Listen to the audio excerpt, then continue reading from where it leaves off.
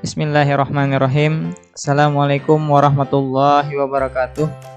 Innal hamdalillah nahmaduhu wa nasta'inuh wa na'udzubillahi min syururi anfusina wa min sayyiati a'malina. May yahdihillahu fala mudhillalah wa may yudlil fala hadiyalah. Allahumma shalli wa sallim ala sayyidina Muhammad wa ala ali sayyidina Muhammad. Sebelum kita belajar, kita berdoa dulu. Bismillahirrahmanirrahim. Raditu billahi rabba wa bil islami dina wa bi Muhammadin nabiyya wa rasula. Rabbi zidni ilma warzuqni fahma. Aku ridha Allah Tuhanku, Islam agamaku, Nabi Muhammad nabiku. Ya Allah, berilah aku ilmu dan pengertian. Rabbi shrahli sadri wa yassirli amri wahlul 'uqdatam min lisani yafqahul qawli. Ya Allah, lapangkanlah dadaku, mudahkanlah urusanku, ringankanlah lidahku agar mereka mengerti perkataanku. Rabbighfirli wa liwalidayya warhamhuma kama rabbayani shaghira. Ya Allah, ampunilah dosaku dan dosa kedua orang tuaku. Sayangilah mereka sebagaimana mereka menyayangiku sewaktu aku masih kecil. Amin. Alhamdulillah, hari ini kita bisa bertemu lagi. Untuk pelajaran hari ini kita akan lanjutkan pelajaran yang kemarin. Kita masih berada di tema 1 ya. Sekarang sudah berada di subtema 3, tepatnya di pembelajaran 4. Untuk itu kita langsung, untuk memanfaatkan waktu, kita langsung ke teori ya, ke materi, menuju ke materi. Oke.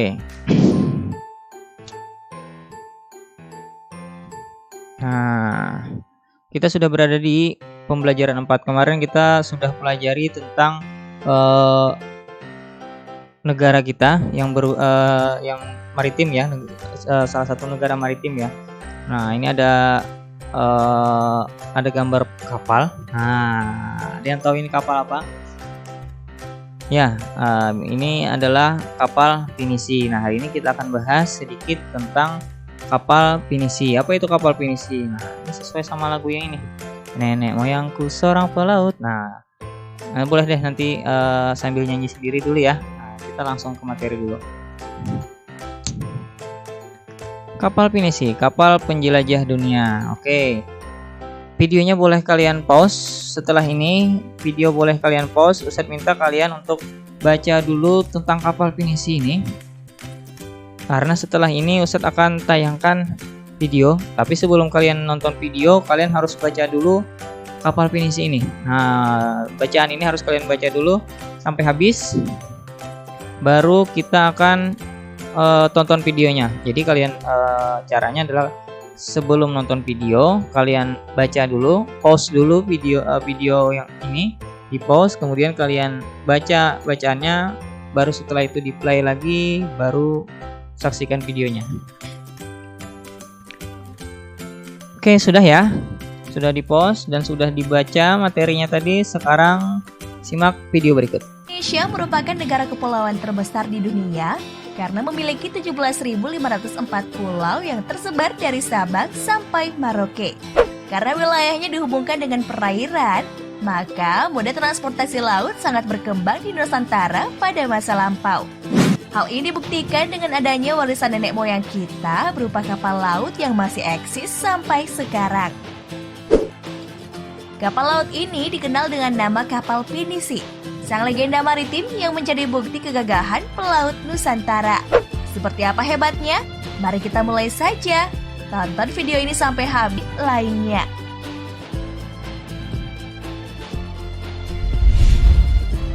Warisan dari Kabupaten Bulukumba, Sulawesi Selatan. Suku Bugis dan suku Makassar dikenal sebagai pelaut asli Nusantara yang sangat tangguh. Pembuatan kapal pinisi pun pertama kali dilakukan oleh kedua suku tersebut pada abad ke-14. Menurut naskah kuno Lontara 1 Babat Lagaligo, kapal pinisi dibuat oleh masyarakat di sekitar perairan Desa Ara, Tanah Lemo, dan Bira. Pembuatan kapal dilakukan sebagai usaha perakitan kembali sebuah kapal milik putra mahkota Kerajaan Luwu, Saweri Gading, yang terbelah akibat dihantam gelombang.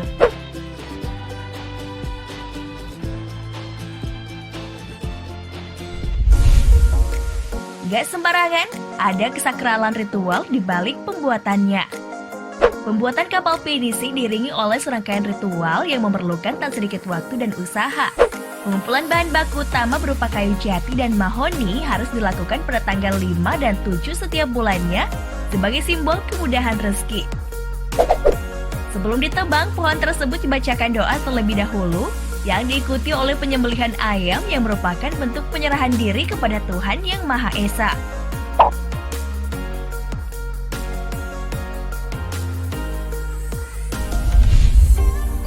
Setiap bagian kapal pinisi punya makna yang dalam. Tidak hanya proses pembuatannya, setiap bagian dari kapal pinisi memiliki nilai spiritual, estetika, dan filosofi yang dalam. Dua tiang utama melambangkan dua kalimat syahadat dan 7 tiang berikutnya merupakan simbol dari surah Al-Fatihah. Simbol-simbol ini merepresentasikan harapan dan doa bagi penumpangnya agar mampu mengarungi 7 samudra di dunia.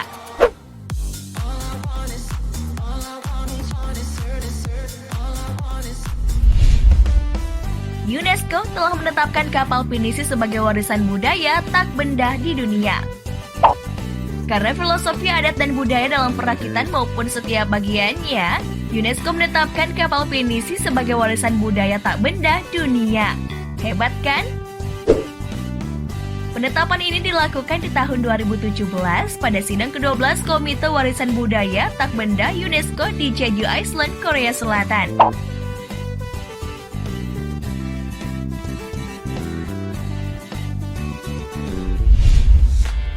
Tak termakan zaman, kapal pinisi tidak hanya digunakan sebagai alat transportasi, namun juga sebagai bagian dari industri pariwisata di Indonesia. Beberapa operator wisata telah menawarkan wisata kapal pinisi dengan rute Taman Nasional Labuan Bajo, Bali, hingga Kepulauan Seribu. Keren banget kan? Bangga deh sama kebudayaan Indonesia. Milik kita gak ada yang kalah dengan milik luar negeri.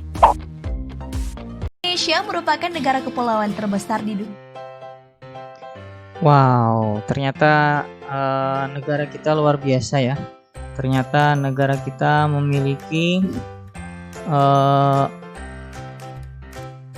kapal yang sangat luar biasa. Bahkan kapalnya bisa mengarungi samudra. Nah, ini adalah salah satu kehebatan dari atau keistimewaan dari negara kita yang sangat beragam kebudayaannya. Dan kalau bukan kita yang melestarikan, maka siapa lagi? Oke, kita sekarang masih membahas tentang negara maritim. Nih tadi sudah kita bahas tentang kapal pinisi.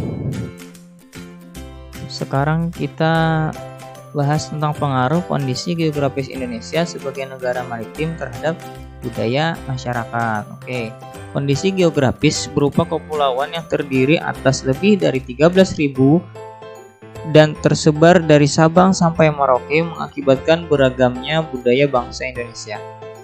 Masing-masing daerah atau pulau memiliki budayanya masing-masing yang berbeda dengan daerah atau pulau yang lain. Masyarakat Indonesia terdiri atas ratusan suku bangsa yang tersebar di lebih dari 13.000 pulau. Setiap suku memiliki karakteristiknya masing-masing. Salah satunya budaya. Budaya antar suku bangsa satu dengan yang lainnya juga berbeda-beda, seperti bahasa, adat istiadat, tradisi, sistem kepercayaan, dan sebagainya. Ciri keragaman budaya lokal Indonesia dapat dilihat dari hal-hal sebagai berikut. Yang pertama, keragaman suku bangsa. Nenek moyang bangsa Indonesia berasal dari Yunan, Cina Selatan. Mereka berimigrasi kemudian bercampur dengan penduduk indigenos dari Indo-Aryan dari Asia Selatan. Kemudian terus berkembang hingga membentuk suku bangsa. Suku-suku bangsa di Indonesia diklasifikasikan menjadi 19 suku bangsa induk. Ini suku bangsa ya. Yang selanjutnya adalah keberagaman bahasa. Indonesia masuk ke dalam rumpun bahasa Austronesia, Australia, Asia. Rumpun ini terbagi menjadi 2 subrumpun lagi, yakni bahasa Austronesia Barat dan Indonesia atau Melayu, dan bahasa Austronesia Timur atau Polinesia. Dari subrumpun bahasa tersebut masih terbagi lagi ke dalam wilayah-wilayah bahasa. Bahasanya jadi beragam ya bahasa daerahnya. Namun kita memiliki bahasa persatuan, yaitu bahasa Indonesia. Kemudian ada keberagaman religi. Indonesia memiliki keberagaman agama atau kepercayaan.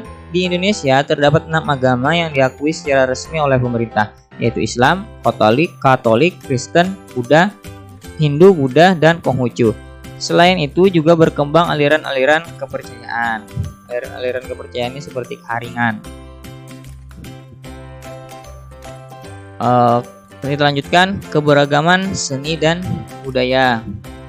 Suku bangsa yang beragam di Indonesia tentu menghasilkan kebudayaan yang beragam pula. Salah satu wujudnya adalah kesenian, baik seni sastra, seni tari, seni musik, seni drama, atau pertunjukan seni rupa dan sebagainya. Keberagaman budaya memberikan manfaat bagi bangsa kita, misalnya dalam bidang bahasa. Kebudayaan daerah yang berwujud dalam bahasa daerah dapat memperkaya perbendaharaan istilah dalam bahasa Indonesia. Sementara itu, dalam bidang pariwisata, potensi keberagaman budaya dapat dijadikan sebagai objek dan tujuan wisata sehingga bisa menghasilkan devisa bagi bangsa. Pemikiran yang timbul dari sumber daya di daerah-daerah bisa menjadi acuan bagi pembangunan nasional. Adapun dampak dari segi kebudayaan diantaranya ialah sebagai berikut. Dampak dari segi kebudayaan diantaranya adalah sebagai berikut. Yang pertama, karena mudahnya pengaruh luar masuk ke Indonesia, maka masyarakat Indonesia lebih mengenal budaya asing. Seperti dalam bidang musik, masyarakat Indonesia lebih tahu musik luar seperti hip hop, jazz, R&B daripada lagu daerah seperti karawitan atau gambang kromong. Tidak hanya pada lagu budaya lain seperti tari-tarian dan bahasa pun mulai luntur. Nah, ini sangat disayangkan ya, karena kita apalagi zaman sekarang. Nah, mungkin alirannya lebih suka musiknya seperti K-pop, seperti apalagi yang dari luar negeri lah, dibanding dari daerah kita sendiri. Di daerah kita sendiri sebenarnya kita memiliki budayaan untuk Kalimantan Selatan itu ada musik panting, ada madihin, ada gamelan juga ada. Namun seiring berjalannya waktu dan masuk seperti yang diceritakan tadi, masuknya pengaruh budaya asing, nah ini mulai melunturkan kesenian daerah. Tanggung jawab kita ya loh untuk melestarikan kebudayaan daerah ini.